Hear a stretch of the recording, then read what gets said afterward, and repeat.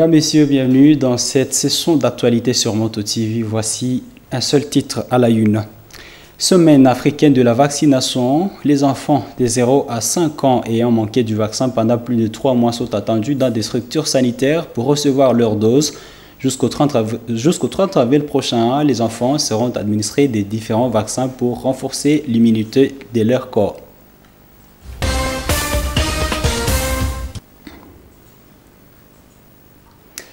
Mesdames, Messieurs, bienvenue dans l'intégralité de ce journal. Chaque année, l'Organisation mondiale de la santé célèbre la semaine africaine de la vaccination pendant la dernière semaine du mois d'avril.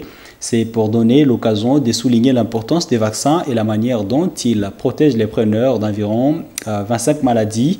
En marge de cette semaine, une campagne de vaccination des enfants de 0 à 5 ans est en cours en ville de Butembo depuis le 24 avril qui ira jusqu'au 30 avril prochain. Des détails avec Luciana Moussiviroa et Nelly Moïchel.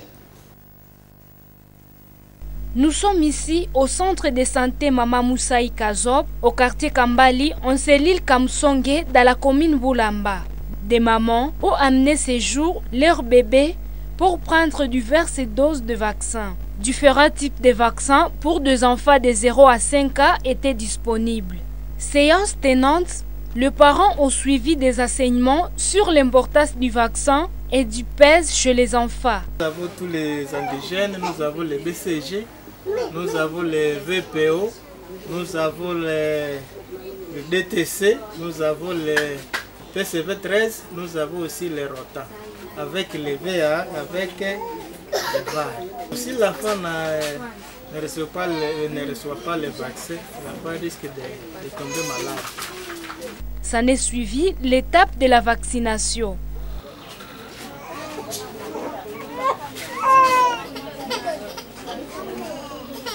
Les mères sont sorties de la vaccination très ravies car beaucoup d'enfants ont manqué du vaccin pendant plus de 3 mois. Je suis venue pour le vaccin BCG. Il fait 2 mois que je le cherchais. Ce vaccin est très important pour la santé de l'enfant.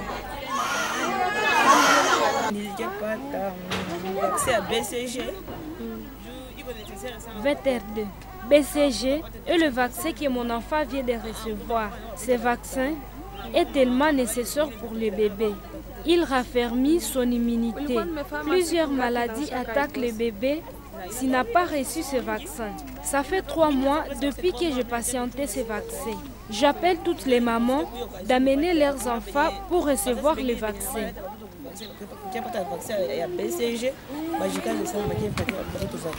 Les thèmes retenus cette année pour la Semaine africaine de la vaccination est une vie pour tous. Parlons actualité à présent. Le général Kenya Jeff Nyaga a démissionné de son poste de commandant de la force régionale de la communauté d'Afrique de l'EAC, East African Community EAC en sigle. Le 27 avril, cette démission intervient suite à une pression de Kinshasa sur la force régionale de l'EAC que Nyaga dirigeait. La société civile du Nord Kivu prend acte de cette démission. Cette structure citoyenne pense que cette force n'aide pas la RDC à ramener la paix dans l'est du pays et comme convenu. Edgar Mateso, premier vice-président de la société civile du Nord Kivu, souhaite que le gouvernement prenne ses responsabilités pour la restauration de la paix en RDC. Suivez Edgar Mateso dans ce propos recueilli par mon homme Penzi Mazikeli. Quand il est arrivé au pays, on peut déjà le sentir qu'il y a une contradiction avec le gouverneur de province parce que c'est devenu plutôt une force dont la mission annoncée n'est pas la mission exécutée. On l'a annoncé comme une mission d'imposition de la paix, une force contraignante, une force qui vient en appui aux forces armées de la République. Mais nous constatons sur le terrain que c'est plutôt une mission qui vient écarter les Congolais, une mission qui ne vient pas aider les Congolais. Et que donc, lorsqu'il doit quitter, nous constatons qu'il quitte lorsque cette force n'a pas aidé aux Congolais à récupérer leurs terres.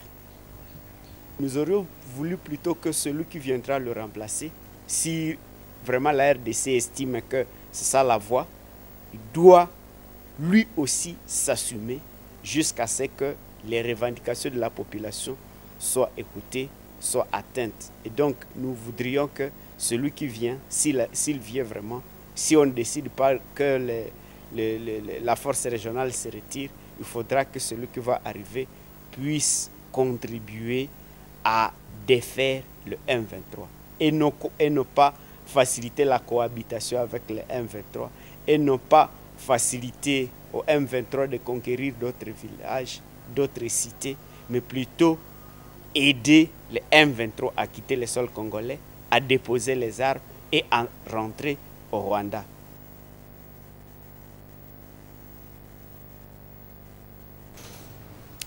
Aux dernières nouvelles, un nouveau commandant vient d'être nommé à la tête de la force régionale de l'East African Community EAC en République démocratique du Congo à remplacement de Jeff Nyaga, le démissionnaire. Il s'agit du général-major Alfaxar Muturi Kiugu de nationalité kenyane. Cette annonce est contenue dans un document signé ce 28 avril par le président kenyan William Ruto, seulement 24 heures après la démission de son prédécesseur. La province de l'Ituri est en voie de retrouver la paix durable grâce au programme de désarmement, démobilisation, relèvement communautaire et stabilisation PDDRCS mis en place par le gouvernement congolais. L'Union européenne est prête à accompagner le gouvernement dans ce programme pour pacifier la province de l'Ituri.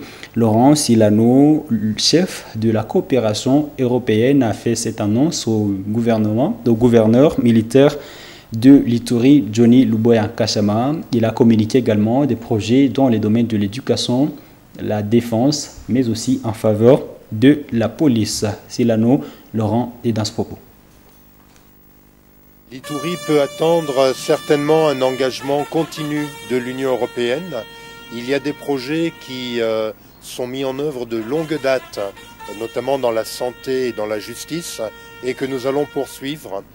Mais justement parce que nous avons apprécié l'engagement de la population d'Ituri, sa capacité à s'organiser pour se prendre en charge, et que nous avons pu apprécier le lien qu'il y a avec les autorités provinciales, nous voulons ouvrir d'autres chantiers, notamment dans le domaine de l'éducation, dans le domaine de la défense, dans le domaine de la police, pour pouvoir compléter nos appuis. Et donc je dirais poursuivre là où nous étions, compléter de façon à pouvoir tirer parti du dynamisme et des bonnes relations qu'il y a entre les Ituriens et leurs autorités.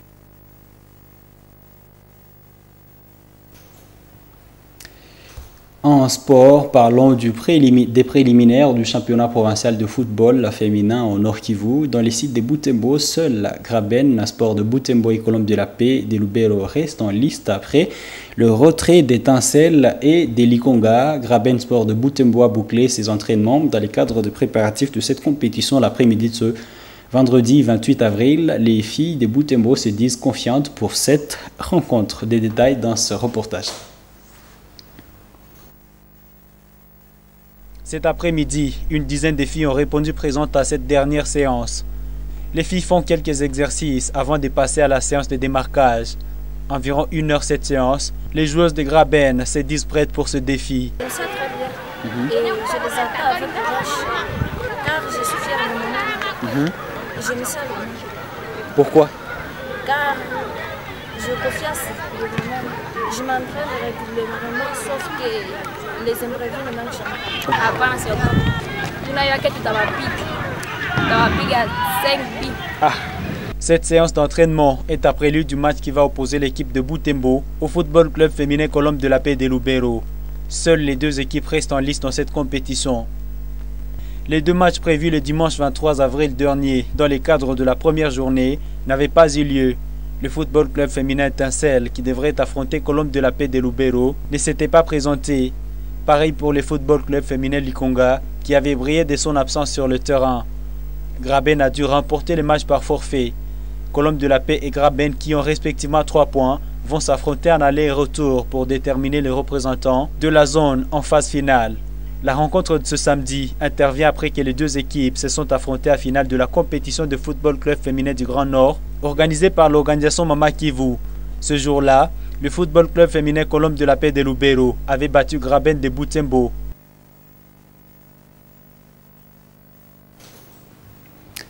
Bouclons cette édition par cette autre page du jour de sport. En football toujours, préliminaire du championnat provincial de football des écoles secondaires de la sous-division de la division provinciale de l'EPST Nord Kivu 2. Ce vendredi 28 avril, l'Institut de Butembo a joué l'Institut Kavanda de la sous-division de Tiondo. Les visiteurs se sont imposés face à l'Institut de Butembo par le petit score d'1-0 et représenteront d'office le site de Butembo à la phase finale de ces championnats qui commence ce samedi au stade André Van Nevel de Butembo. Delphin Voya nous en parle dans ce reportage. Les joueurs venus de Kiondo se sont habillés en vert et noir et ceux de l'Institut de Butembo en rouge bordeaux.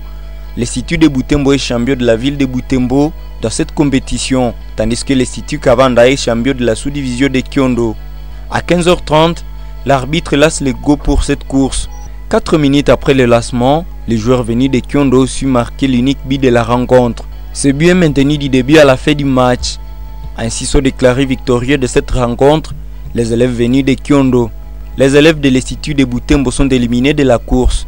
Samedi 29 avril 2023, les élèves de l'Institut Kavanda vont affronter les victorieux de Lubero. L'équipe championne livrera un match contre les champions de la sous-division de Beni. Mesdames, Messieurs, c'est par ce reportage de Delphin Voya que nous bouclons cette édition du journal sur Moto TV. Merci à vous qui l'avez regardé du début jusqu'à la fin. Ce journal qui a été coordonné par Isabelle Wangaimuka sous la supervision de Grace Kaniki. Portez-vous bien. Au revoir.